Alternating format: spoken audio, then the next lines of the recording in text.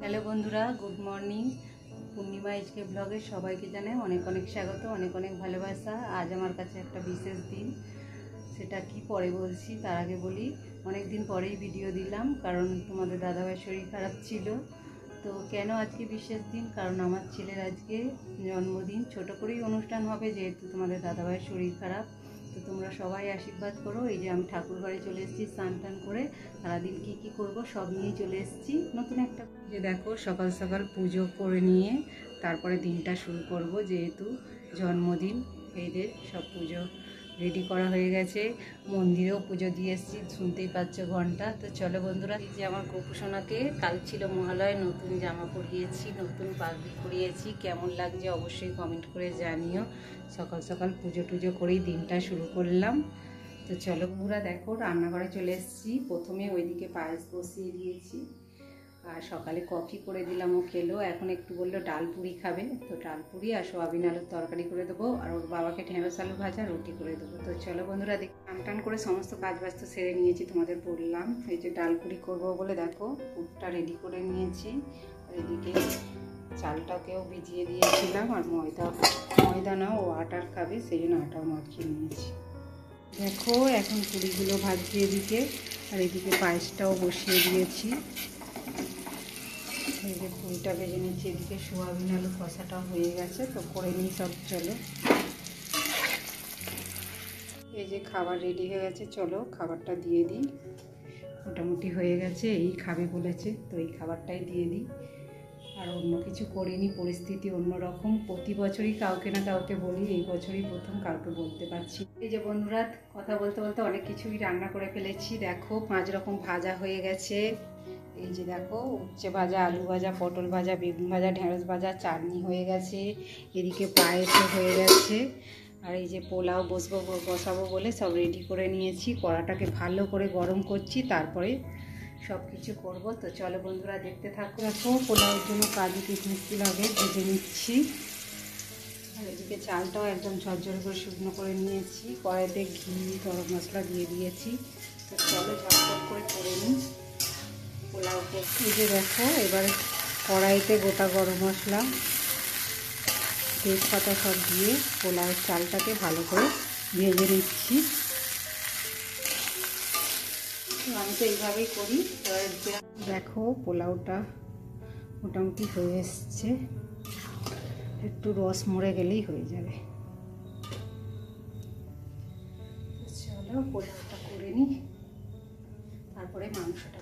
বন্ধুরা, কিছু মনের কথা আজ আমি তোমাদের সঙ্গে শেয়ার করি, যে আমাদের যেন বিপদ আর ছাড়ছে না, তাই এইভাবেই হচ্ছে। 1 বছর থেকেই আমার ছেলের জন্মদিন করি, মানে অল্প কিছু হলেও 10 জন 20 জনকে করে বলেছি, এবছরই এইভাবে হচ্ছে।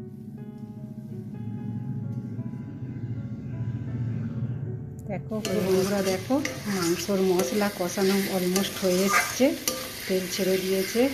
এদিকে দুধটা সবে দিয়ে গেল, পায়েসটা বাকিটা করে নিচ্ছি। আর মাংস তো ম্যারিনেট করে রেখেইছিলাম, তাড়াতাড়ি হয়ে যাবে টক দই দিয়ে। যা বাসন্তী পোলাও মোটামুটি হয়ে গেছে। এইদিকে হচ্ছে পায়েসটা, আর এদিকে হচ্ছে মাংস, চিকেন কষা হচ্ছে।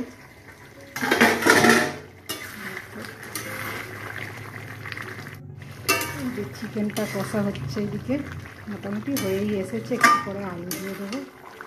বন্ধুরা, খুব গরম, তো সামান্য আয়োজন হচ্ছে। ও যা যা খেতে ভালোবাসে সেইগুলোই আজকে করা হচ্ছে।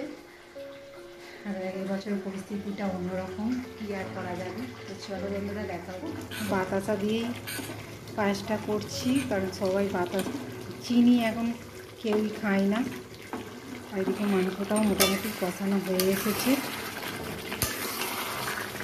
আর খানিকটা হলেই। দেখো, কাউকে নিমন্ত্রণ করতে পারিনি, কিন্তু ওই একটুখানি সেজা বাসুরের ছেলেটার জন্য পাঠিয়ে দেবো। আর এদিকে তো আমার সব মোটামুটি রান্না হয়ে গেছে, দেখতেই পাচ্ছ। পায়েসটা এদিকে আর একটু ফুটছে। বার্থডের জামা কাপড়কে বলেছি এই জামাটা পরতে, আর এই প্যান্টটা, এইটাই কিনে দেওয়া হয়েছে ওকে। ও একটু অল্প অল্প করে খেয়ে এখন চলে যাবে। আমাদের একটা একটা অনুষ্ঠান বাড়ি আছে, মানে আমার সেজে জায়ের বৌমার স্বাদের অনুষ্ঠান আছে, সেখানে যেতেই হবে। তো অল্প অল্প করে টেস্ট করে যাবে, ওর থালা সাজিয়ে রেখে দেবো। আবার ওরা শুভ দুপুর, দেখো এখন লাঞ্চ রেডি করে নিয়েছি, কিন্তু ও তো ক্যামেরার সামনে আসতে স্বাচ্ছন্দ্য বোধ করে না, তোমাদের আগেই বলেছি। তো কী রান্না হয়েছে তাকে দেওয়ার আগে তোমাদের একটু শেয়ার করে নিই। দেখো এই যে প্লেট সাজিয়েছি, এখানে পোলাও, 5 রকম ভাজা, আলু ভাজা, ঢেঁড়স ভাজা, বেগুন ভাজা, পটল ভাজা, উচ্ছে ভাজা, আর এই যে চিকেন চাপ, পায়েস, চাটনি, পাঁপড়, আরও একটু টক দই খাই, টক দই, মিষ্টি আর স্যালাড আর একলা। তো এই ছিল আজকে সামান্য আয়োজন। তো যেগুলো খেতে পছন্দ করে সেগুলোই বানিয়েছি। ছেলে চলে যাচ্ছে, দেখো ছেলে চলে গেল। এই যে দেখো আমার খাবার, এখানে নিয়েছি চিকেন খানিকটা, নিয়ে টেস্ট করে দেখি আমি। ভালো হয়েছে, তারা তো বলেছে ভালো। তো খাওয়া দাওয়া তো করে একটু রেস্ট নিয়ে নিয়েছিলাম। তারপর বিকালবেলা উঠে সন্ধে মতো হয়েছে, সন্ধে দিয়ে দিলাম। আমার ছেলেও এসে গেছে, খেতে বসে যাবে, এবারে খাবে, খিদে পেয়ে গেছে। তো চলো বন্ধুরা সন্ধে দিয়ে দিই।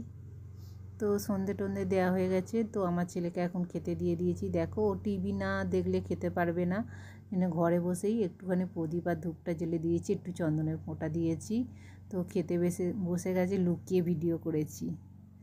তো বন্ধুরা তারপর সন্ধে হয়ে গিয়েছিল, আমি চলে এসেছি রান্নাঘরে। তোমাদের দাদাভাই বললো একটুখানি কিছু ভাজো, যেহেতু আকাশে মানে একটু একটু বৃষ্টি হচ্ছিল। তারপরে এই যে পটল দিয়ে একটু বেসন ভাজলাম, আর আমি একটু লিকার চা বানিয়ে নিয়েছি। তো বন্ধুরা চলো আমরা খেয়ে নিই, তোমরা দেখতে থাকো, আর ভালো লাগলে অবশ্যই কমেন্ট করে জানিও, আর আমার ছেলেকে আশীর্বাদ করো, আমার যেন ছেলে ভালো থাকে, সুস্থ থাকে। দেখা হচ্ছে পরের ব্লগে। তোমরা ভালো থেকো, সুস্থ থেকো, গুড নাইট।